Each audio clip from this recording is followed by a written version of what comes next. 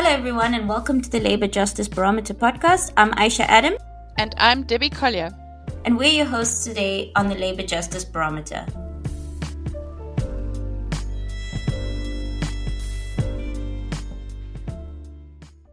Today, we turn our focus to the tragic events that unfolded at the Stilfontein gold mine in Northwest Province at the end of 2024. Now, Stilfontein, which was once a major gold producer, ceased their operations over a decade ago, leaving behind abandoned shafts that have become a dangerous workplace for hundreds of artisanal miners, or zamazamas. Now, the term zamazamas, which means to take a chance, reflects the desperate conditions these miners face as they risk their lives to extract gold in abandoned mines. Many zamazamas are undocumented migrants from neighboring countries like Lesotho, Mozambique, and Zimbabwe, often working under the control of criminal syndicates tied to organized crime and money laundering. Following a High Court order, the state authorized rescue operations at the Stilfontein mine in Stilfontein. After 3 harrowing days, 246 miners were rescued alive, but tragically, 78 bodies were also retrieved.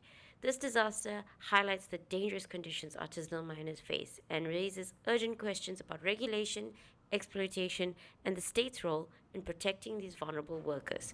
I feel like every time we sit down for an episode, there's just another labor crisis to unpack, and I think this week is actually no exception to that. I agree, Aisha. There's always a lot for us to speak about, but I'm well, thank you, and I hope that you've managed to catch your breath, Aisha. I think January is now, we're slowly getting out of holiday mode and we're getting into full-time, just back to the grind, actually. Debbie, just looking at our topic, which is looking at what's happening with the Stilfontein crisis, we obviously spoke about it in our intro. I told our audience what's been happening. We're going to obviously provide links to what is going on currently. What are your initial thoughts on the Stilfontein tragedy? The reports from Stilfontein are that 78 lives were lost, which obviously is devastating and heartbreaking. And it represents a systemic failure on many levels, but also a failure of humanity and an indifference to the conditions of the workers, artisanal miners who were in the mine shaft at Stilfontein. This was not a sudden or an unforeseeable event. There's been neglect of the sector. We've not developed coherent policy that regulates the sector, and this has provided a fertile ground for exploitation of the informal mine workers who themselves are portrayed as criminal and illegal miners, when in fact they themselves are vulnerable to exploitation by the middlemen and the gangs and the criminal syndicates that benefit from the exploitation of the artisanal miners. So yeah, Aisha, on many levels, it's a tragedy, and we seem to have, once again, there is a resonance, but also a difference with Marikana. I think we are going to get into Marikana, so I'm really glad that you brought it up, because there's a lot of parallels that we can see here in this situation and with Marikana as well. But just to get back to Stilfontein, how does the government's response to Stilfontein relate to the current state of labour justice in South Africa? So actually the response that's unfolded over the last few months has been a heavy-handed response, but it's been a response to the immediate conditions rather than getting to the root of the problem. And so, as we know, last year the authorities initiated their operation Vala Ngudi, close the hole. And this has seen the police limiting suppliers from entering into the shafts. So their objective, of course, was to smoke out the illegal miners, or what was termed illegal miners, to bring them to the surface so that they could be arrested. But of course, miners would refuse to do so because they faced arrest. And there was a standoff then between the police and the miners. And the police were allowing limited supplies, it seems, into the mines, which resulted in a deterioration of conditions and mine workers losing their strength. The mine shafts are deep. I think it was 2 kilometers long. It's a dangerous, unstable environment. And so this set off the urgent court applications and ultimately the rescue operation, which has brought the remaining miners to the surface and, of course, leading to the body count of 78 mine workers having passed away in these conditions. So it really does reflect poorly on labour justice in a sector of the informal economy, which is what artisanal mining represents, and an urgent need for systemic reform in the sector. Last year, a World Council report was issued. We can put a link in the narrative for the episode, but on Silence is Golden, which reports on the exploitation of artisanal gold miners. And it's the middlemen and the criminal syndicates that are organizing these workers in the absence of a regulated sector. And the income is being used globally. It's funding wars, terrorism, and organized crime. So this report from 2024, explores this nature of artisanal mining, and it also comes up with some ways forward, which we can talk about a little bit later in the episode. But the workers that we see being labelled as really the the criminals and the illegal migrants, and we tend to see the workers themselves as the problem, but they're largely the victims of a much more sinister exploitative system, which is explored in this report, which perhaps gives us some form of a framework to view what happened at Stilfontein and how we hoping that we learn from our mistakes and that this is a catalyst to a better form of regulation. Just in terms of the data that comes out of this reporting is the extent to which artisanal gold mining is a source of livelihoods, and particularly in the African continent. And I think it's between 15 and 20 million artisanal miners in the sector.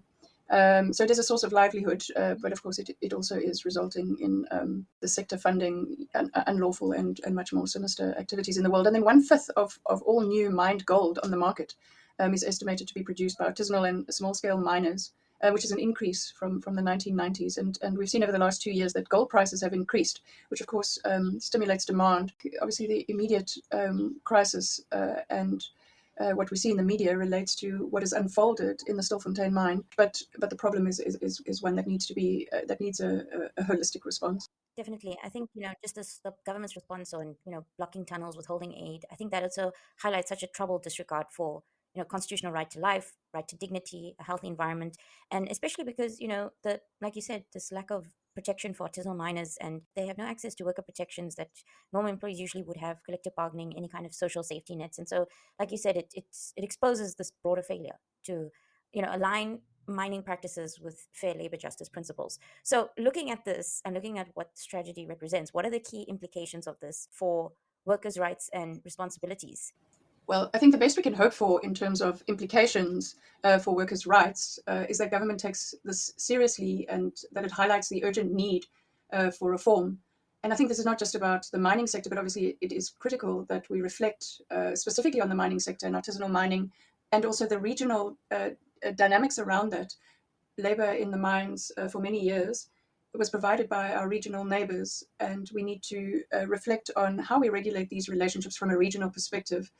Otherwise, we're not getting to the root of the problem. But we also need to more broadly think about how we conceptualize workers' rights in the informal economy, because our formal economy is not growing enough to absorb labor from the informal economy. So the implications, if there are to be good implications, really do require us to develop our law and policy around artisanal and small-scale mining, and to ensure that it is not only about building workers' rights and protections, but it is about getting to the failures to deal with the criminal elements and exploitation of workers. Of course, this is a massive undertaking to address all of these systemic issues, but without doing so, of course, more tragedies would be inevitable, and we are entrenching inequality and exploitation in South Africa and in the broader region. I do think in terms of government taking responsibility, we did see after Marikana the establishment of the Farlam Commission of Inquiry, which also did implicate government, and that now President Ramaphosa could have used his political capital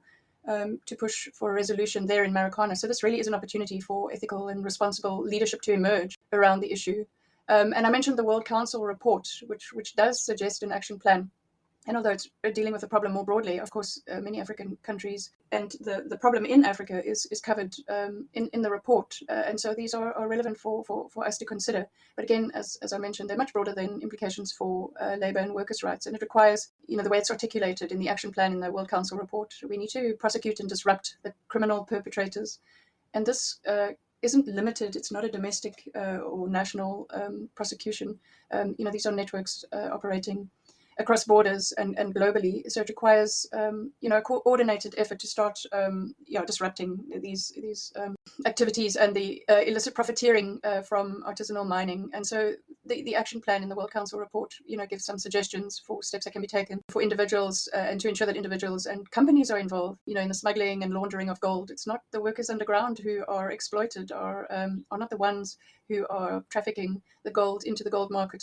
So we need to really break down those networks. And then there are also suggestions in the report for the due diligence, guidance and how to manage responsible supply chains, and applying these to the gold sector.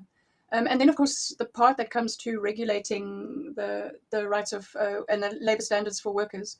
Of course, it's difficult in mining, especially these abandoned mines, because they are so deep, they're dangerous and unstable, and there might well be reasons why they do need to be closed, but then we need to manage that properly. But in many cases, artisanal mining can be supported with a regulatory framework where it's superficial and doesn't present those dangers. So we need to look at ways of integrating the artisanal and small-scale gold mining into our legal and viable supply chains and upgrading the rights of workers. The big challenge is to cut off the profits of criminal actors, and this is what the World Council report looks it's the Gold Council, looks at ways of doing this and how do we nurture the livelihoods of responsible artisanal mining communities. But in South Africa, that's a general approach to what needs to be done. In South Africa, we also need to confront the regional aspect to this, and our relationship with our regional neighbours and labour in the region. So hopefully, like Marikana, Stilfontein is a wake-up call for us to address issues in the sector. You're listening to the Labour Justice Barometer, and we'll be right back. I think this is the point now where we actually can talk about Marikana, and that's what my next question actually focuses on. For any of our audience members that aren't aware or haven't read up on what happened with the Marikana tragedy, I mean, it happened 13 years ago, and it was at the Marikana mines, the Lonmin platinum mines, and it's one of the most infamous incidents in the country's post-apartheid history. So I definitely recommend everybody go and read up on this and just familiarize yourself with this, because we want to give you an overview, but we also don't want to simplify what happened. And that's why we've seen parallels in what's going on with Stilfontein and now with Marikana. So what my question to you is, Debbie, how does this crisis compare? Just give us a bit more insight into that as well, from your opinion. Marikana stood out because of its excessive use of force and the use of live ammunition, which resulted in the death of 34 mine workers. And this was a fundamental failure of government and Lonmin to live up to the expectations that the society would have of a government and of a company operating in the mining sector. And in many ways, of course, this reflects with what has happened at Stilfontein. But at Marikana, the difference is that Marikana involved organized workers with formal rights, fighting for economic distribution, wages and conditions. At Stilfontein, here we're dealing with artisanal miners and informal workers who have no rights, and most are classified as illegal immigrant, illegal miners, and yet they're contributing to the economy if they were regulated in a particular way. Some of the frustration that society has with artisanal mine workers could be mitigated in that way. So what's striking is really both of these tragedies expose deep structural issues in South Africa. Marikana, of course, we saw featuring on a global stage, employer, in this case Lonmin, and mine workers and trade unions, and reflects back on similar instances. But those are cases of formalized employment where we've gone astray. But what's happening here really is systemically different in that it is happening in an informal, unregulated sector. This is picked up in Thomas Piketty's famous Capital in the 21st Century, where he talks about the labor dispute. It's the classic labor dispute between wages and profits and economic distribution. What happened in Stilfontein is, of course, very different to that. It is artisanal miners employed by middlemen feeding into criminal networks, and these are informal workers with virtually no rights, yet they're contributing significantly to the economy. Yes, there are, of course, parallels with Marikana in the Stilfontein tragedy, but there are also differences, and I think what happened in Stilfontein in many ways represents a much more sinister world. For you, Aisha, how do you see the parallel? Two things stand out to me when I look at Stilfontein and I look at Marikana. I think the main thing, number one, I would say there's this failure to address the exploitation and these inequalities in both circumstances. And then the second thing is this lack of government response, especially because, there's this excessive use of force. And, looking at Marikana, there was the aggressive, excessive use of force as well. And in this instance as well, the blockading. That's correct, Aisha. The use of excessive force, of course, we saw in Marikana the police using live ammunition on mine workers, which resulted in the death of 34. So both of these tragedies expose deep structural issues in how we protect or fail to protect workers.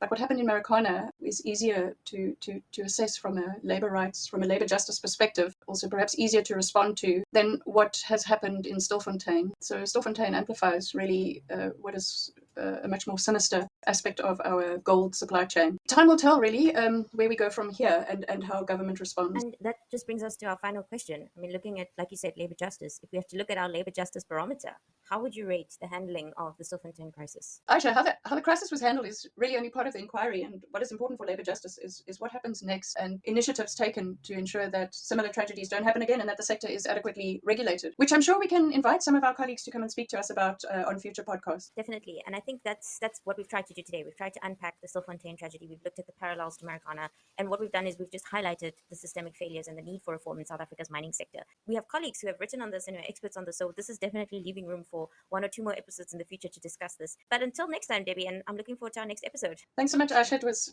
great chatting to you again, and we'll chat again soon. This podcast is not intended to constitute legal advice.